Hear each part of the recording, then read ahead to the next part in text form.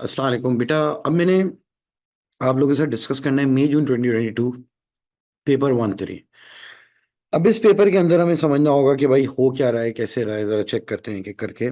बेटा सबसे पहला सवाल, the coefficient of x cube in the expansion of this is 144। ठीक है भाई, find the possible values of this. भाई एक्स क्यूब कब आएगा यहाँ पे? फर्स्ट टर्म होगा पी की पावर 4, सेकेंड टर्म होगा पी की power 3, but P x over P के ऊपर पावर 1, यानी कि यहाँ पे एक्स की पावर 0 है, फिर एक्स की पावर 1 है, फिर होगी 2, फिर होगी 3। कौन सा टर्म हो गया बेटा हमारा? फोर्थ टर्म हो गया। बेटा फोर्थ टर्म होता है तो सी का सबस्क्रिप्ट 3 होता है। तो हम लोग क्या लिखेंगे भाई बड़े आराम से, 4c3 पी की power 4 - 3 and x over P के ऊपर पावर 3, एक्स ओवर पी के ऊपर पावर 3। और इन्होंने कह दिया किसके बराबर है? 144 एक्स क्यूब के। चलो भाई, 4c3 बेटा आपके पास 4 होता है, और ये हो जाएगा x cube upon p cube, तो is equal to 144 x cube. बेटा एक्स क्यूब कैंसिल, पी और ये हो गया हमारे पास स्क्वायर। तो बेटा p square will be equal to 4/144। अच्छा, अब बेटा 4/144 ये आ जाएगा 36। सही है, तो √1/36। बेटा प्लस माइनस लिखेंगे तो पी की वैल्यू क्या आ गई?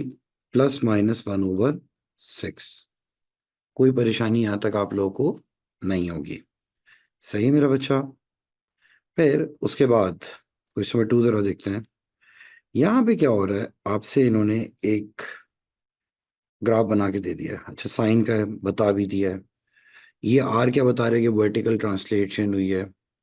ये पी क्या बता रहे हैं? एम्पलीट्यूड है या वर्टिकल स्ट्रेच है। ठीक है भाई, ये Q theta number of rotations है। अब अगर मैं फर्ज करें इसको बेसिक उस पर देखूं कि भाई ट्रांसफॉर्मेशन का सवाल है या किस चीज़ का है, देखते हैं कि करके ट्रिग्नोमेट्रिक फंक्शंस का तो नहीं है कहीं सिंपल सा, खामखा में हम परेशान हो रहे हो। ओ भाई एक बात बताओ, ये जीरो एक्सिस है, कितना ऊपर गया? 1 2 3, 3 यूनिट ऊपर गया, 1 2 3, 3 यूनिट नीचे आया। सही है, यानी कि जीरो एक्सिस से 3 यूनिट ऊपर और 3 यूनिट नीचे। तो बेटा इसका जो एम्पलीट्यूड है वो हो गया 3। तो एम्पलीट्यूड यानी यहाँ पे पी है, तो पी की वैल्यू क्या हो गई? सीधी सीधी 3। चलो, अब आम तौर पे बेटा साइन का ग्राफ स्टार्ट होता है 0 से। अच्छा, बल्कि इन्होंने पहले तो क्यू पूछ लिया, क्यू थीटा। अरे भाई ये क्यू बताते हैं नंबर ऑफ साइकिल्स इन 360 या 2π radian.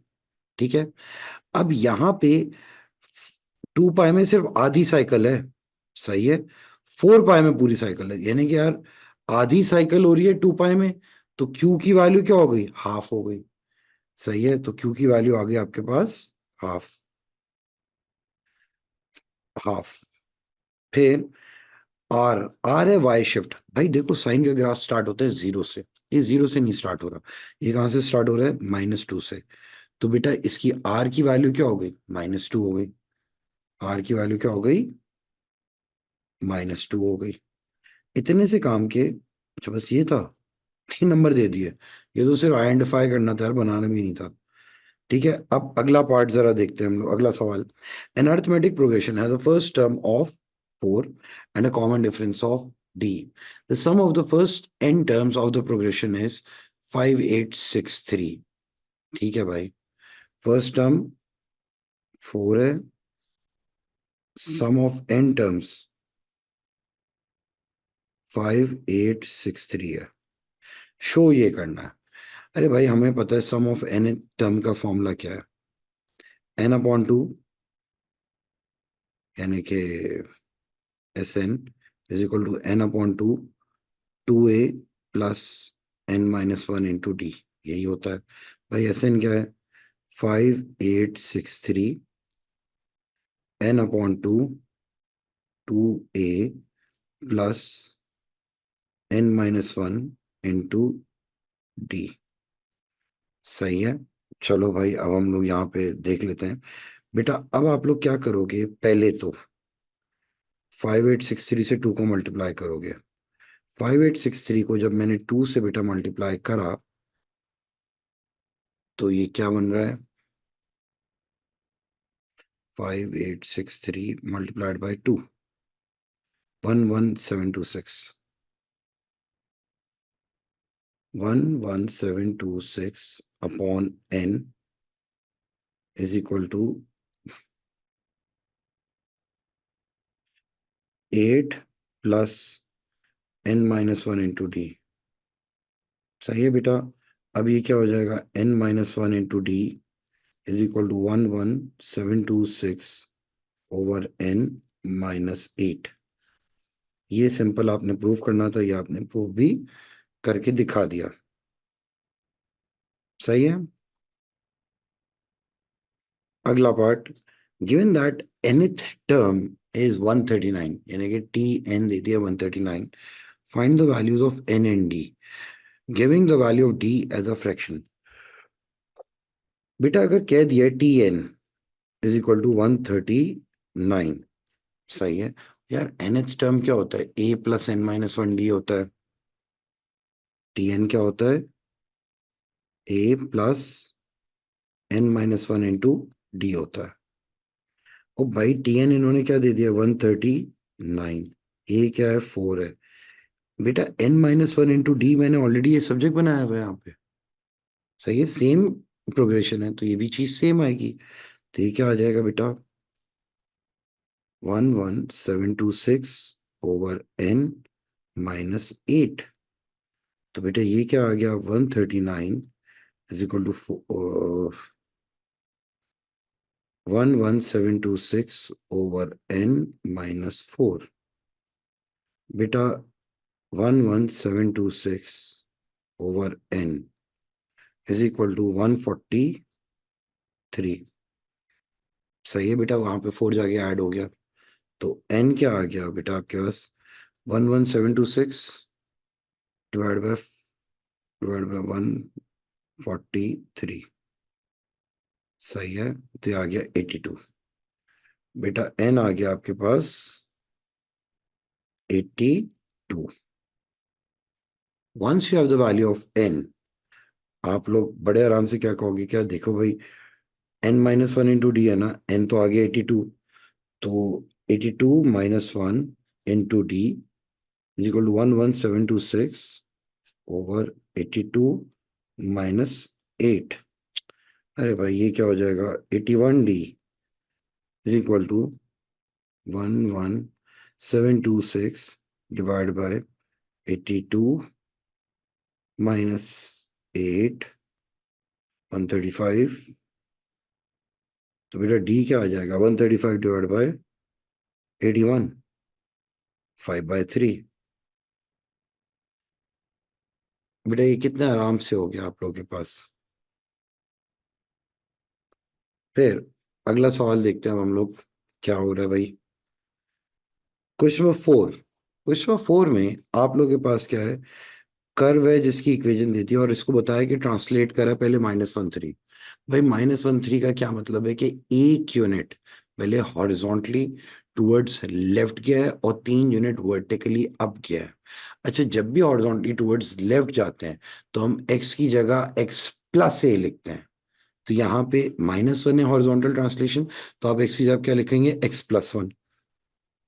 y is equal to x+1 whole square, x+1 -5। अच्छा, साथ में +3 यूनिट आप वर्टिकली ट्रांसलेट हुए तो आप पूरी इक्वेशन में अलग से +3 लिख देते हैं। इन्होंने यही बोला भाई, find the equation of the translated graph in this form. ठीक है भाई, इसको भी हम देख लेते हैं, ये क्या हो जाएगा, x² plus 2x plus 1 plus 2x plus 2 -5 +3। तो ये क्या हो गया भाई, x² प्लस 4x प्लस 6 -1 +1। खत्म हो गई बात। बेटा ये इतने आराम से ये सवाल आपके पास हो गया। ठीक है, इसमें किसी भी बच्चे को कोई मसला नहीं होगा। फिर the curve with equation this is transformed into this. चलो भाई, एक इक्वेशन ये बन गई। Okay, describe fully the single transformation that has been applied to this graph. भाई the curve with equation this is transformed into this. अच्छा बेटा, constant पे कोई भी फर्क नहीं आया, लेकिन हाँ फर्क कहाँ पे आया कि जो एक्स स्क्वायर था वो हो गया 4x स्क्वायर। देखो, अगर वर्टिकल ट्रांसलेशन होती ना, तो वर्टिकल स्ट्रेच होता, तो हर एक नंबर मल्टीप्लाई होके वो होता। यहाँ पे सिर्फ और सिर्फ फर्क किस में आ रहा है, एक्स वाले में 2x से 4x हो गया, और 1x स्क्वायर से 4x स्क्वायर हो गया। अरे तो ऐसा सिर्फ तब हो सकता है जब हमने x की जगह x/2 डाल दिया, है कि नहीं। अगर फर्ज करो बेटा, मैं यहाँ पे यानी कि 2x डाल दिया, x की जगह अगर मैंने 2x डाल दिया, तो ये क्या हो जाएगा भाई, 2 इंटू 2x, ये हो जाएगा 4x स्क्वायर। अगर भाई 2x होल स्क्वायर कर दूं तो ये हो जाएगा 4x स्क्वायर। यानी कि भाई x की जगह 2x डाला है, ax डाल दिया हमने। तो याद रखना, अगर कभी भी y is equal to f of a x हो जाए तो हॉरिजॉन्टल स्ट्रेच होता है। और हॉरिजॉन्टल स्ट्रेच होता है और उसका स्केल फैक्टर क्या होता है, 1/a होता है। रेसिप्रोकल होता है ना हॉरिजॉन्टल में, याद है ये वाली बात। तो आप लोग यहाँ पे क्या लिखेंगे, describe fully the single transformation that has been applied. A horizontal stretch with y axis. बेटा हॉरिजॉन्टल स्ट्रेच में वर्टिकल एक्सिस इनवेरिएंट लाइन होती है ना, with y axis as the invariant line and the stretch factor of 1/2। खत्म हो गई बात। इतनी सी बात आपने करनी है, दैट्स इट। फिर उसके बाद इन्होंने क्या कह दिया, इस इक्वेशन को सॉल्व करो। अरे भाई ये तो एक तरह की डिस्गाइज क्वाड्रेटिक इक्वेशन है। इसको मैं चाहूँ तो मैं बड़े आराम से कहता हूँ, let a be equal to root y. बेटा ये हो जाएगा 6a प्लस 2/a माइनस 7 0। बेटा 6a² plus 2 minus 7a is equal to 0। 6a² minus 7a plus 2 0। बेटा 6a² minus 6a minus a, नहीं यार ये तो नहीं हो पाएगा भाई। यहाँ पे तो मुझे एक काम करता हूँ, मैं फॉर्मूला ही लगा लूँ तो बेहतर है, मेरी जिंदगी में आसानी रहेगी। मैं क्यों अपने जहन पे इतना जोर डालूं भाई। ये 6 2 12 होता है, 12 आता है 4 3 सा, बल्कि कर लेते हैं यार, जाने दो। 6a² minus 3a minus 4a plus 2 0। 3a 2a minus 1 minus 2 2a minus 1। तो बेटा ये हो गया 3a-2 2a-1। बेटा a की एक वैल्यू आई है 2/3 और a की एक वैल्यू आई है 1/2। बेटा मैं तो a नहीं चाहिए, मैं तो y चाहिए ना। तो root y is equal to 2/3, root y is equal to 1/2। बेटा y आ गया आपके पास 4/9, y आ गया 1/4। बस बेटा ये दो इसके आंसर्स आ जाएंगे। अब इसके बाद इन्होंने क्या हरकत करी है, हेंस सॉल्व द इक्वेशन। अब मजे क्या आता है, ऊपर वाली इक्वेशन और नीचे वाली इक्वेशन सेम है, सिर्फ y की जगह 10x है। तो मैं अभी क्या लिखूंगा भाई, इसका मतलब क्या है कि 10x की एक वैल्यू है 4/9 और एक 10x की वैल्यू है 1/4। तो बेटा x क्या हो जाएगा, 10 इनवर्स ऑफ 4/9। 10 और रेडियन में नहीं डिग्री में रखना है, शिफ्ट 10 इनवर्स 4/9, 23.96 या 24 लिख देता हूँ मैं इसे। और बेटा 10 कहाँ कहाँ पॉजिटिव है, फर्स्ट में और थर्ड में। थर्ड में क्या हो जाएगा 180 प्लस, तो ये 204 हो जाएगा बेटा, सही है। नहीं, हाँ 180 प्लस 24 इज 204, 204। फिर यहाँ पे क्या होगा, 10 इनवर्स ऑफ 0.25, 10 इनवर्स 0.25, 14.03, 04 लिख देते हैं हम लोग। और फिर बेटा 180 प्लस तो ये हो जाएगा बेटा 190 4.04। तो हम जब इसके फाइनल आंसर लिखेंगे बेटा,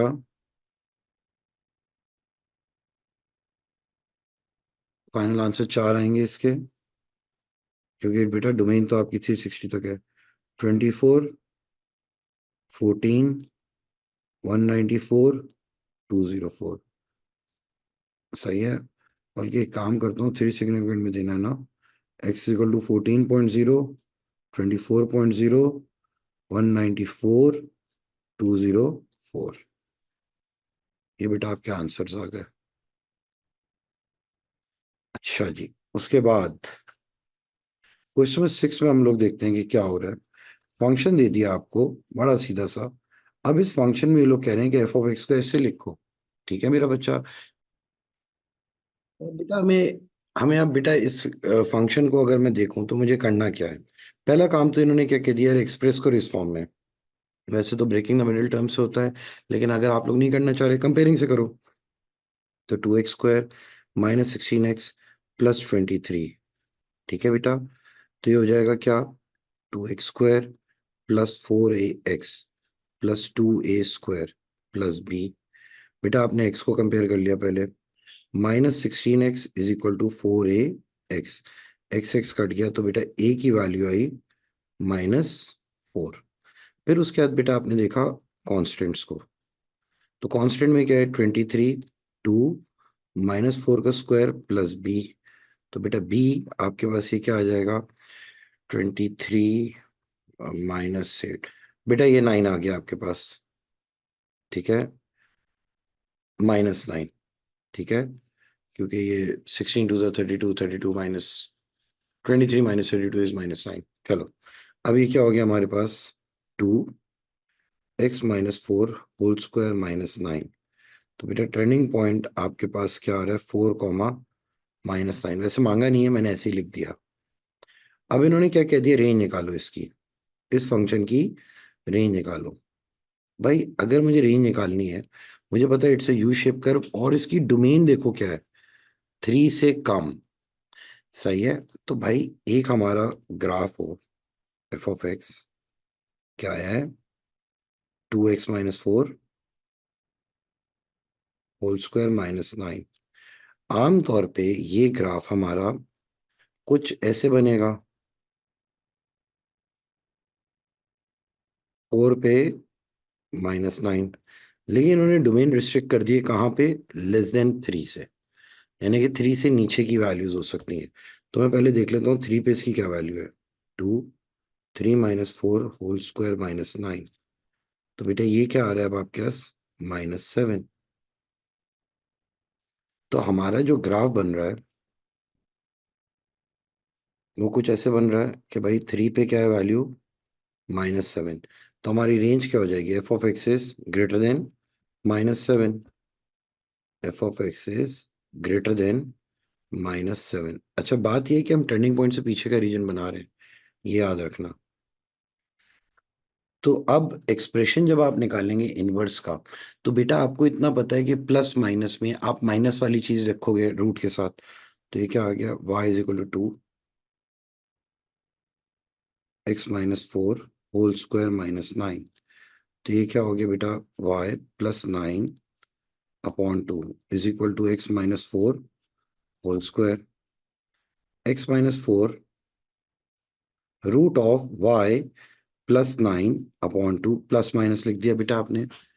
सेल फिर ये क्या हो जाएगा, x is equal to 4 ± root of y +9/2। लेकिन बेटा इनवर्स क्या हो जाएगा, 4 माइनस रूट के साथ हम नेगेटिव साइन देंगे, क्योंकि टर्निंग पॉइंट से पीछे का रीजन है। बेटा आपके पास एफ इनवर्स भी आ गया बड़े आराम से। फिर इन्होंने क्या कह दिया है कि function g is defined by g of x is equal to 2x+4। ठीक है। अब g ऑफ x क्या है हमारे पास, मैं लिख लेता हूं भाई, 2x+4, और इसकी डोमेन है लेस देन -1। अच्छा, एफ ऑफ एक्स क्या था हमारे पास, 2x-4 होल स्क्वायर -9, और उसकी डोमेन क्या थी, <3, और उसकी रेंज क्या आई थी, ग्रेटर देन -7 आई थी। ठीक है। अब इन्होंने क्या कह दिया, find and simplify an expression for F G x. भाई अगर एफ जी एक्स चाहिए, F G x, function F में जहां जहां एक्स है वहां वहां जी ऑफ एक्स डाल दो 2। एक्स की जगह क्या डाल दी मैंने, 2x+4 -4 होल स्क्वायर -9, तो 2x, ये दोनों तो कैंसिल हो गए, होल स्क्वायर -9, तो बेटा 2 2 ज़ा 4, 4 2 ज़ा 8, तो एफ जी एक्स क्या आ गया, 8x² -9। सर मैंने वो बेटा पता है रेंज डोमेन क्यों लिख दी थी, कि अगर कहीं पे range of a composite function का रीजन ना पूछ लें। इन्होंने पूछा ही नहीं, बड़ा बेसिक सा सवाल था ये तो। अब इन्होंने यहाँ पे क्या बात करी है, एक सर्कल दे दिया, उसकी इक्वेशन दे दी। अब मुझे पता है इस सर्कल का सेंटर क्या होगा, 2 और -4, और बेटा इसका रेडियस क्या होगा, √20 या 2√5 हो जाएगा। चलो भाई, ये तो मैंने इसकी जनरलाइज फॉर्म से ही देख के बता दिया। अब देखें इन्होंने कहा क्या है, the point B has coordinate 0 2 and the line segment B C intersects the circle at P. ठीक है भाई, आगे find the equation of B C. अरे भाई बी सी की अगर इक्वेशन चाहिए, सी के कोऑर्डिनेट्स क्या हैं, 2 और -4, तो बेटा M of B C, y2 - y1/x2 - x1, तो हो गया बेटा -6/2, विच इज -3। सही है बेटा, तो y-y1 m x-x1, तो बेटा हमारी इक्वेशन क्या होगी, y = -3x+2। Equation of B C आ गई।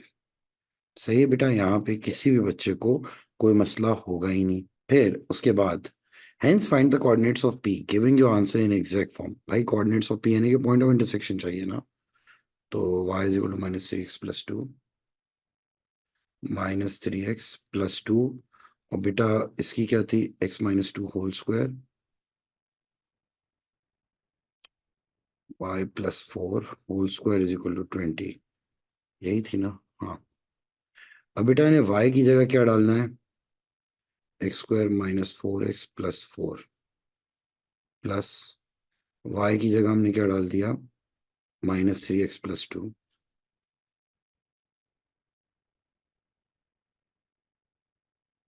x² -4x+4 -20। अच्छा बेटा एक मेरे से गलती हुई है, ये 3x+2 ही नहीं लिखना, साथ में +4 भी लिखना है। ठीक है, अब ये क्या हो जाएगा बेटा, 6 -3x होल स्क्वायर = 0। अच्छा अब बेटा ये क्या हो जाएगा, x² -4x -16 +36 -2 × 6, 2 × 6 × 3, 36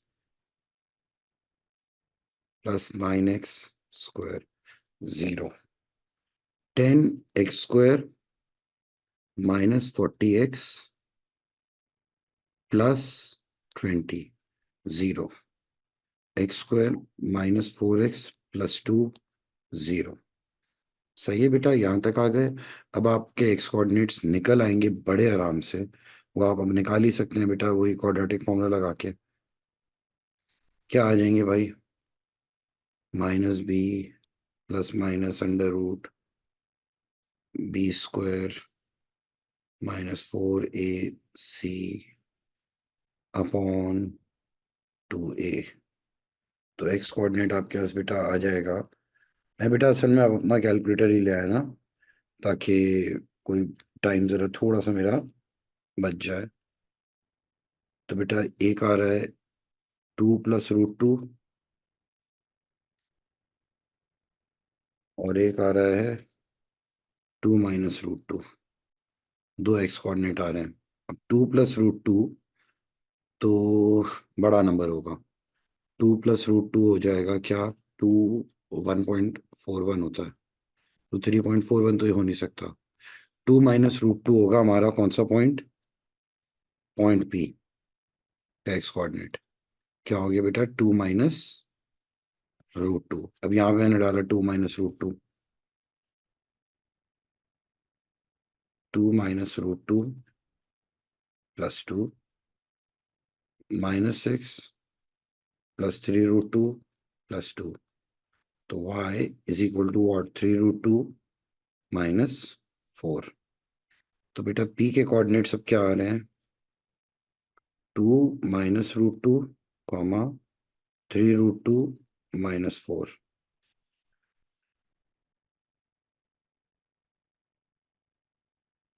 चलो भाई, ये 5 नंबर दे दिए इसके। अगला पार्ट जरा देखते हैं।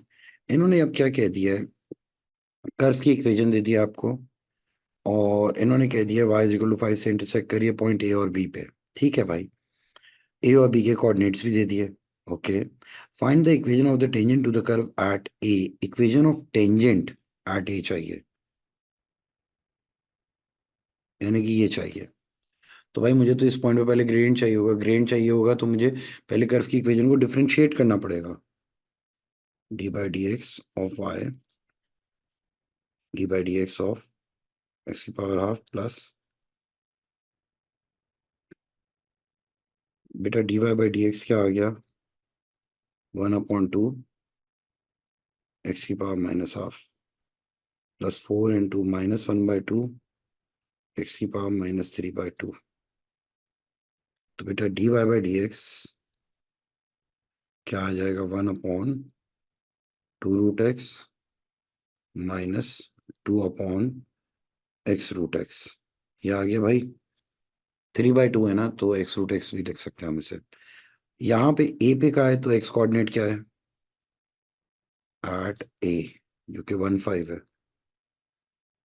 एम क्या हो जाएगा, 1/2√1 -2/1√1।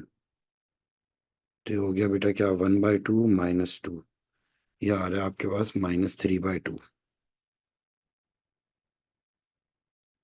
ग्रेडियंट आ गया -3/2। इक्वेशन ऑफ टेंजेंट,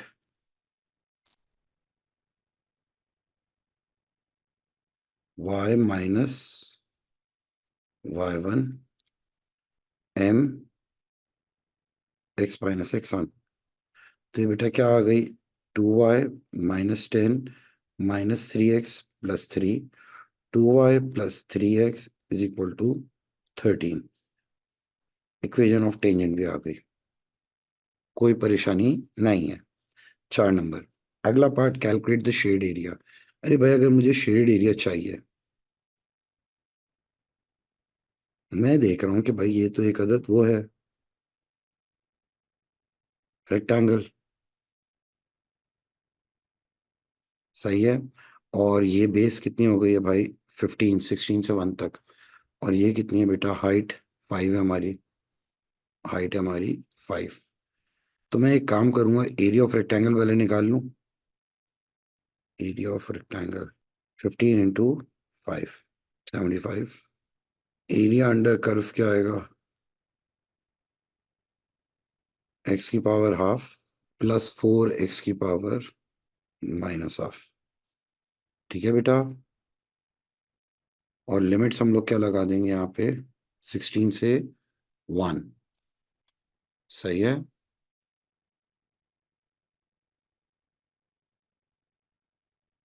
तो अब बेटा ये एरिया क्या आ रहा होगा, एक्स की power 3/2 divide by 3 2 plus 4 x की power half upon half. Limits है 16 से 1। तो ये क्या आ जाएगा बेटा, 2 एक्स की power 3/2 upon 3 plus 8 root x. Limits are 16 and 1।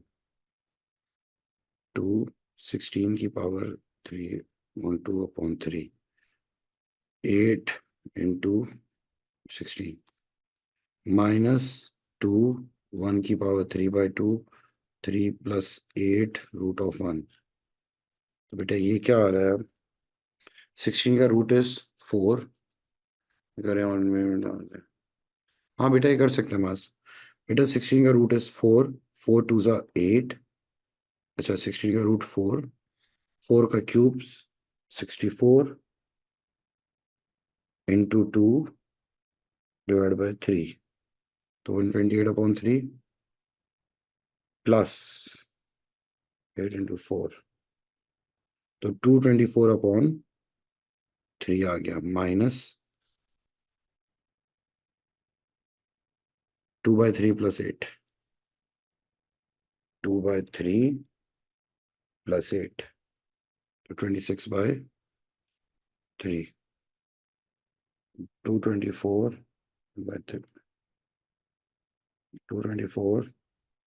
Divide by 3 minus 26/3, तो ये आ गया बेटा 66। तो बेटा शेड एरिया क्या आ गया आपके पास? 75 माइनस 66, 75 माइनस 66 विच इज 9।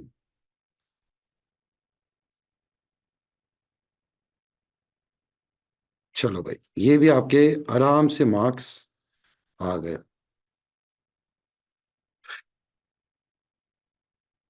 बेटा इंटीग्रेट करके शो करना होगा मास, ऐसे थोड़ी होगा कि आप डायरेक्ट आंसर लिख दें। अब बेटा उसके बाद क्या बात हो रही है? The diagram shows a triangle A B C where A B is equal to B C, A B is equal to B C, ठीक है। अगर ये 1.8 है, ये आइसोसलीस ट्राइंगल है। चलिए हमें नजर आता है कि ये फिर एक आइसोसलीस ट्राइंगल है। ये हम लोग एंगल कैसे निकाल लेंगे भाई? पाई में से माइनस कर दो 1.8 को, डिवाइड बाई 2 कर दो, 0.671 आएगा, और ये भी होगा 0.671। सही है। इन्होंने कहा perimeter of the shaded region निकालो। अब मैं एक मसले में फंस गया। पहले तो मुझे एसी की लेंथ चाहिए ना भाई। Perimeter of the shaded region का क्या मतलब है? इस सेक्टर का ये रेडियस जो है ये हमें पता होना चाहिए, तभी तो हम आर्क लेंथ निकालेंगे। तो पहले मुझे ये वाली लेंथ चाहिए एसी। अब यार अगर मुझे एसी चाहिए तो मैं एसी सीधी सीधी साइन रूल से निकाल सकता हूँ भाई। Sine 1.8 upon AC sine 0.671 upon 6। तो बेटा एसी की लेंथ हमारे पास क्या आ रही है? Sine sine 1.8 multiplied by 6 divided by sine 0.671, तो यार ये बेटा 9.4,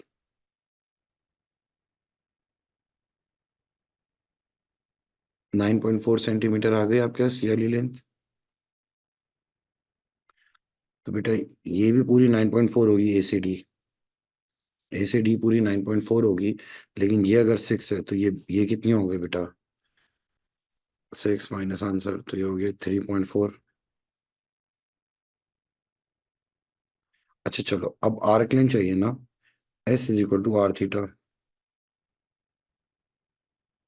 आर क्या है? 9.40। थीटा क्या है? 0.671। तो बेटा 9.4 इंटू 0.671, तो 6.31 आ गई आर्क लेंथ। सही है। तो बेटा अब आपके पास पेरीमीटर क्या आ रहा है? Perimeter is equal to 6.31 plus 3.40 plus 6 plus 3.40 plus 6। सही है बेटा। तो ये आपके 15.7 आ गया है, प्लस 3.40 प्लस 6, 15.71, 15.7 लिख देता हूँ मैं। ठीक है बेटा।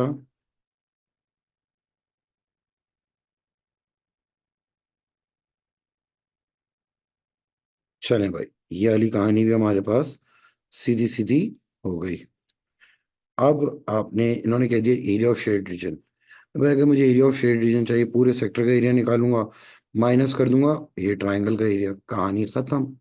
तो ये भी कर लेते हैं अब हम लोग। Area of sector, area of sector क्या, हाफ आर स्क्वायर थीटा।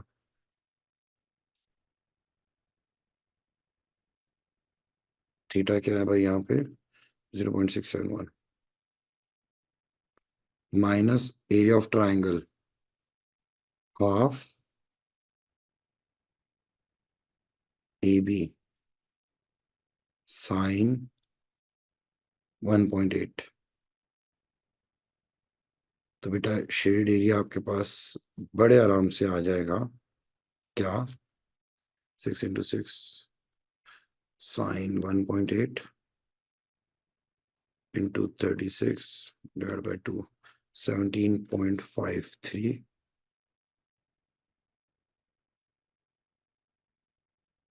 9.4 का स्क्वायर, 671, तो 29.64 माइनस 17.53, तो 12.1 आ गया हमारे पास शेड एरिया। बेटा आप लोग देख रहे हैं ये सवालात कितने ज्यादा सिंपल हैं, इतने आराम से हो रहे हैं ये, कोई आज सच परेशानी की बात इनमें है ही नहीं। अब आए जरा बेटा, ये 12.1 भी आ गया था हमारा। हाँ बेटा अब ये 10 है। अबे भाई इस पेपर में सवाल कितने हैं, 11 है। अच्छा शुक्र है 11 ही है, 2 सवाल बचे हैं बस। The function F is defined by this. अब इसमें बेटा लिमिट्स दे दी हैं इन्फिनिटी से 1 ना। अब अगर फर्ज करें मैंने इसे इंटीग्रेट करना है, लिमिट्स को हम बाद में छेड़ते हैं, पहले तो आप इंटीग्रल देखो ना भाई इसका, डॉट डी एक्स। भाई इसको अगर मैं इंटीग्रेट करता हूँ तो ये हो जाएगा 4x + 2 raise to power -1 divide by 4, and your limits are infinity and 1। कोई मसला नहीं है यहाँ तक, सही है। तो बेटा ये क्या आ जाएगा अब, -1/4 times 4x + 2, and your limits are infinity and 1। अरे भाई इन्फिनिटी और 1 का क्या मतलब है, -1/4।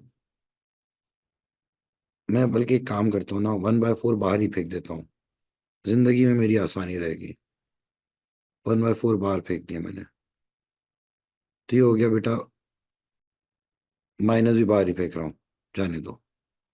मैं क्यों इतना अपने दिमाग पे वो जोर डालूं। 4 ∞ + 2, ठीक है, -1/4 × 1 + 2। सही है बेटा, कोई इसमें सच मसले वाली बात है ही नहीं हमारे पास ना।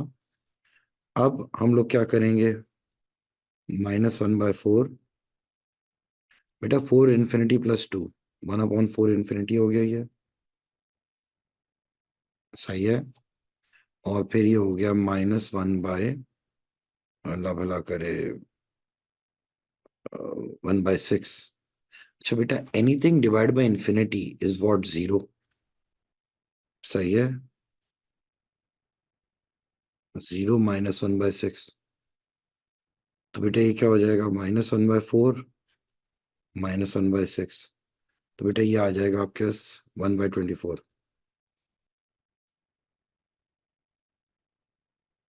चलो भाई 4 नंबर दे दिए। इन्फिनिटी से बच्चे खामखाई में सिर्फ घबरा रहे होते हैं, जबकि ऐसे तो उसका कोई काम था नहीं। The point is moving along the curve in such a way that y is equal to f of x, as it passes through a, its y coordinate is decreasing at a rate of, अच्छा a वे कहाँ बताया हुआ है, अच्छा नया है वो है। The point is moving on the curve of y is equal to f of x, curve की इक्वेशन है, sorry, a point is moving along the curve y is equal to f of x इन सच अ वे। पहले एक काम करते हैं, f of x लिख लेता हूँ मैं, 4x + 2 रेज़ टू पावर -2, ठीक है। As it passes through the point A, its y coordinate is decreasing at a rate of के यूनिट्स पर सेकेंड, यानी कि बेटा dy by d T is minus के, डिक्रीज हो रहा है ना तो माइनस के लिख दिया, and it's x coordinate increasing at the rate of के यूनिट्स पर second. dx by d T क्या है, प्लस के है। अब भाई ये कह रहे हैं तो आप वो निकालो, कोऑर्डिनेट्स ऑफ ए। मैं एक बड़ी सीधी बात बोलूंगा, तो भाई आप क्या यहाँ पे जरा सोच के मुझे जवाब देना, ये कह सकते हो कि यार dy by D x will be equal to dy by d t multiplied by d t by D x, या dy बाई डी एक्स हमारे पास क्या आ रहा है, dy बाई डी टी क्या है, माइनस के, और ये dx by d t by D x क्या हो जाएगा, 1/k। तो ये आ गया -1, dy बाई डी एक्स क्या आ गया हमारा, -1। अरे भाई dy बाई डी एक्स क्या आ रहा है, -1। मेरे पास फंक्शन है y, y क्या है बेटा आपके पास, 4x+2 raise to power -2। dy by D x क्या आएगा बेटा आपके पास, -2 4x+2 raise to power -1 into 4। तो बेटा dy बाई डी एक्स आपके पास क्या आ जाएगा, -8/4x+2। बेटा मैं यहाँ पे ग्रेडियंट की जगह 1 नहीं डाल सकता, डाल देता हूँ भाई मैं -1। -1 is equal to -8/4x+2, minus minus cut गया, तो बेटा 4x+2 is equal to 8, x is equal to what, 6/4, which is 3/2। X coordinate आ गया बेटा आपके पास 3/2, बड़े आराम से। जैसे ही बेटा आपके पास एक्स कोऑर्डिनेट आ गया 3/2, आप, नहीं बेटा 3/2 तो नहीं आ रहा है यहाँ पे, बच्चा कोई मुझे कह रहा है कि सर ये आंसर नहीं है 3/2। अरे -2 था ना बेटा, ये तो -3 होगी ना। हाँ ये बेटा मेरी गलती है, गाइस सॉरी, ये मेरी गलती है, इसको मैंने क्यूब करना था। सही बेटा, आप थैंक यू बेटा, आपने वो पकड़ लिया। सही है, अब भाई ये 3 करना है, ओके 3 3, तो छोटी सी गलती है लेकिन है तो है। 2 क्यूब रूट ऑफ 8 इज 2। तो बेटा ये तो एक्स कोऑर्डिनेट क्या आ गया हमारे पास, 0। जब आपके पास एक्स कोऑर्डिनेट आ गया, वाई कोऑर्डिनेट आप निकाल सकते हैं, y is equal to 4 × 0+2 raise to power -2, y is equal to 1/2 के ऊपर पावर 2, विच इज 1/4। तो बेटा a के कोऑर्डिनेट्स क्या आ गए, 0,1/4। चलो भाई आगे चलते हैं, आखिरी सवाल इस पेपर का। इस सवाल में बेटा क्या हो रहा है, the point P lies on the line with equation y is equal to mx plus c, where m and c are positive constants. A curve has equation y is equal to -m/x. There is a single point P on the curve such that the straight line is a tangent to the curve at P. तो अब बेटा इस particular सवाल में क्या हो रहा है, the point P lies on the line with equation y is equal to mx plus c। अब जरा मैं देखो, मैं दोबारा से सुकून से सवाल पढ़ रहा हूँ। पॉइंट P जो है ना, वो एक लाइन पे लाई कर रहा है जिसकी इक्वेशन है mx plus c। कर्व है जिसकी इक्वेशन -m/x है। There is a single point P on the curve.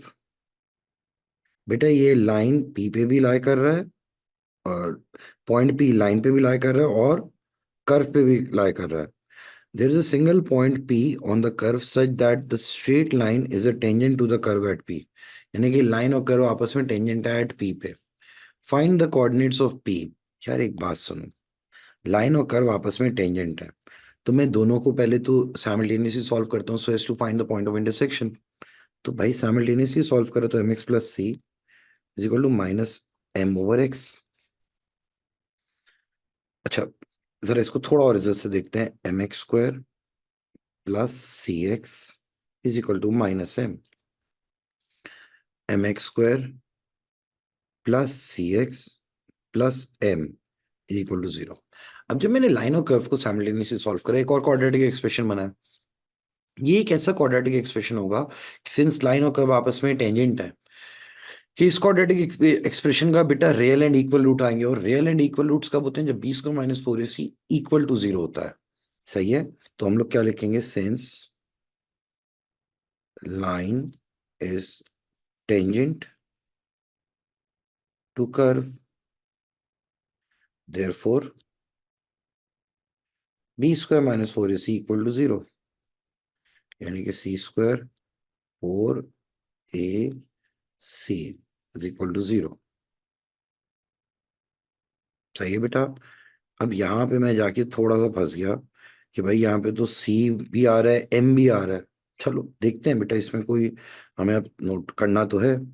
c square minus 4m² is equal to 0। तो भाई c square is equal to 4m²। C किसके बराबर आ गया बेटा? 2m के बराबर आ गया, और ये आएगा प्लस माइनस 2m के बराबर। यहां तक किसी भी बच्चे को कोई भी मसला नहीं है। अब जब हमारे पास ये बेटा सी आ गया है कि यार सी की ये वैल्यू है, सही है, जब ये दोनों आपस में टेंजेंट है, तो मैं एक काम करूंगा, ये जो बेटा मेरे पास ये इक्वेशन है, यहाँ पे मैं प्लस माइनस 2m डाल लूं। बिल्कुल सही है। अब जैसे ही मैंने यहाँ पे प्लस माइनस 2m डाला, तो मेरे पास बेटा एक अदद क्वाड्रेटिक इक्वेशन बन जाएगी। सही है ना? तो यहाँ पे हम लोग क्या कर देंगे अब? mx² plus 2mx plus m, और एक बार mx² minus 2mx plus m, दोनों इक्वेशंस को इक्वल टू 0 रखा। सही है।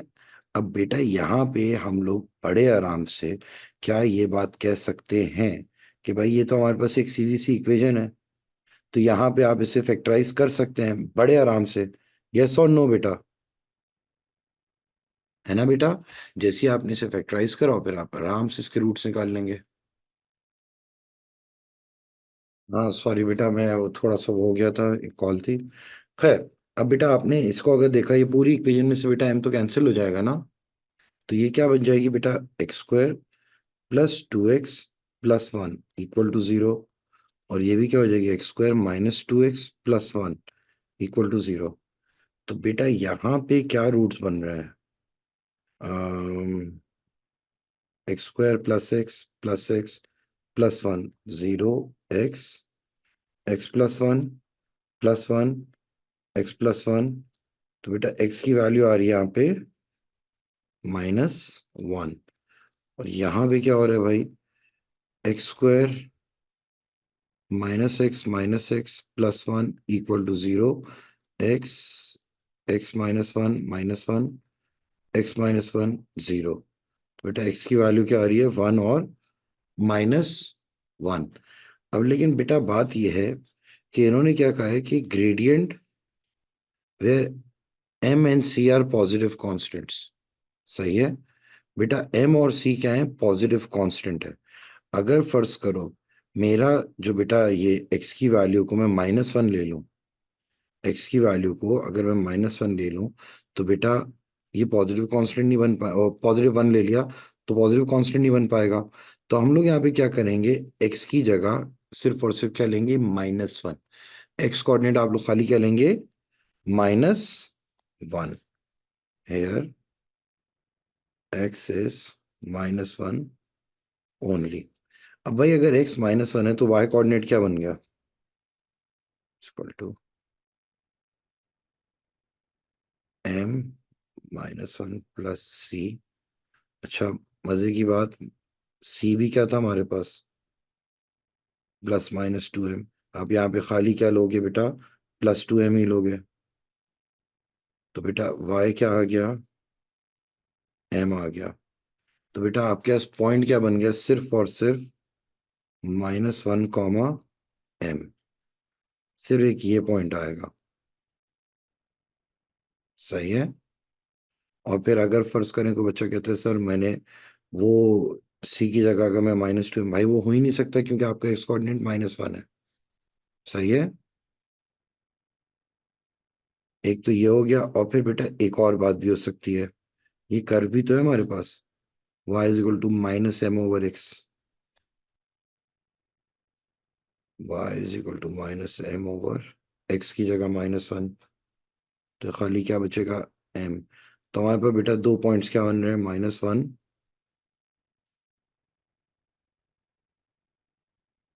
और m, बस यही बन रहा है बेटा, चाहे मैं कुछ भी कर लूं, दोनों से सेम ही आ रहा है आंसर, लिखने की भी जरूरत नहीं है। सही है। चलो भाई, अब इन्होंने क्या कह दिया, the normal to the curve at p intersects the curve again at q, the normal to the curve at p, या normal to the curve at p। अब बात हुई है कि ग्रेडियंट ऑफ द कर्व क्या होगा उस वक्त, तो हमें ये देखना होगा। भाई ग्रेडियंट ऑफ द कर्व तो हम यहाँ से निकाल सकते हैं इसको डिफरेंशिएट करके। सही है, तो मैं निकालता हूँ dy by D x at p, ये हो जाएगा m over x square, differentiate करके आ जाएगा बेटा ये। सही है। फिर उसके बाद at p x coordinate is -1, m over -1 का square which is m, positive ही m है। तो बेटा ग्रेडियंट ऑफ नॉर्मल क्या होगा, m of normal will be -1 over m। ठीक है भाई, अगर ग्रेडियंट ऑफ नॉर्मल है -1 ओवर m, तो उसके पॉइंट के कोऑर्डिनेट्स p के क्या थे हमारे पास बेटा, p के कोऑर्डिनेट्स आए थे -1 और m। तो बेटा इक्वेशन ऑफ नॉर्मल क्या हो जाएगी, y minus y1 is equal to m x minus x1। तो बेटा y minus m is equal to -1 over m x+1। यहाँ तक आ गए आप लोग। अब इन्होंने क्या कहा, find the coordinates of q in terms of m। अरे अरे, ये लाइन की इक्वेशन क्या बन रही है जरा देख लेते हैं, y को सब्जेक्ट बना लेते हैं। y will be equal to what, m -1 over m x+1। Equation of normal आ गई, जाके कर्व से इंटरसेक्ट हो रही है -m ओवर x वाले। दोनों को बेटा मैं इक्वेट कर देता हूँ ना, ताकि हमारी जिंदगी में आसानी रहे। सही है, इक्वेट कर दिया हमने, -m over x m square minus x+1 on m, LCM ले लिया भाई। ठीक है, जाने दो, इतना सिंपल रखो। तो बेटा ये हो जाएगा क्या, m square is equal to m square x minus x into x+1। तो भाई -m square x minus x square minus x, simple equation बना दो, एक्स स्क्वायर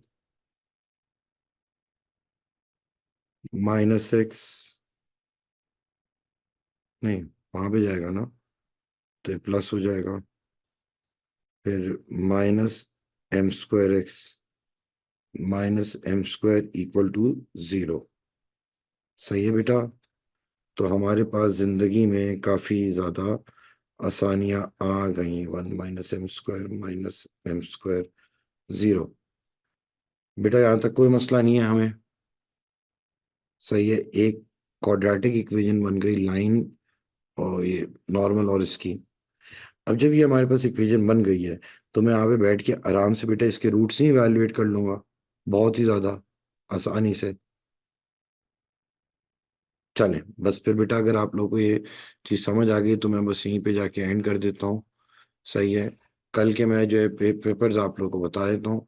कल मैंने असल में आप लोगों को करवाने हैं, अल्लाह भला करे, अगले, कल नहीं अब परसों होगी क्लास, और मैं उसमें कराऊँ मई जून 2022 का 1-1 और 1-2। ठीक है बेटा। असल में बेटा कुछ बच्चों को ये बात समझ नहीं आ रही कि इसको कैसे फैक्टराइज करना है, क्या करना है। मैं उनके लिए दोबारा से बेटा ये करके दे देता हूँ। कोई परेशानी की बात नहीं है, जरा सुने। बेटा ये आपके पास अब क्या हो जाएगा, एक्स स्क्वायर इधर गया प्लस एक्स, सही है, minus m square x minus m square is equal to zero. अब बेटा इसको आप फैक्टराइज कर सकते हो, ऑलरेडी चार टर्म्स है। आपने पहले दो टर्म में से एक्स कॉमन ले लिया तो बन जाता है एक्स प्लस वन।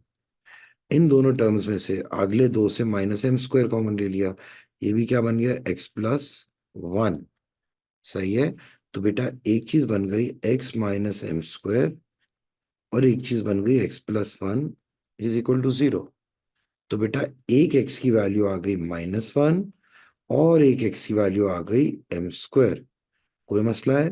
बेटा एक्स की वैल्यू माइनस वन हो नहीं सकती, क्योंकि माइनस वन पे तो टेंजेंट था, माइनस वन था एक्स कोऑर्डिनेट पी का। तो क्यू का बेटा एक्स कोऑर्डिनेट क्या हो गया, m square. X coordinate of q is equal to m square. अब बच्चे कहते हैं क्यों, अरे भाई देखो ग्राफ कुछ ऐसा है, पी और क्यू, पी है अगर फर्ज करो ये टेंजेंट है ना, तो यहाँ पे जाके क्यू पे पी का ऑलरेडी एक्स कोऑर्डिनेट क्या है था, माइनस वन, तो इसका क्या हो जाएगा, एम स्क्वायर होगा। सही है। अब बेटा अगर मुझे इस पे वाई कोऑर्डिनेट चाहिए, तो बेटा कर्व की इक्वेशन क्या थी, minus m over x, y is equal to minus m over x की जगह मैंने क्या लिख दिया बेटा, एम स्क्वायर। तो ये क्या आ गया, माइनस वन ओवर एम आ गया वाई कोऑर्डिनेट। मांगा भी इन्होंने क्या था, खाली कोऑर्डिनेट्स ऑफ क्यू ना। क्यू का बेटा एक्स कोऑर्डिनेट क्या है, एम स्क्वायर, वाई कोऑर्डिनेट क्या है, माइनस वन ओवर एम। खत्म हो गई बात बेटा। सही है। तो अब आई होप आप में से किसी बच्चे को कोई मसला नहीं होगा। चले बस बेटा, फिर नेक्स्ट क्लास में हम और पेपर्स डिस्कस करेंगे, आज के लिए बस यहीं पे काफी है। अल्लाह हाफिज।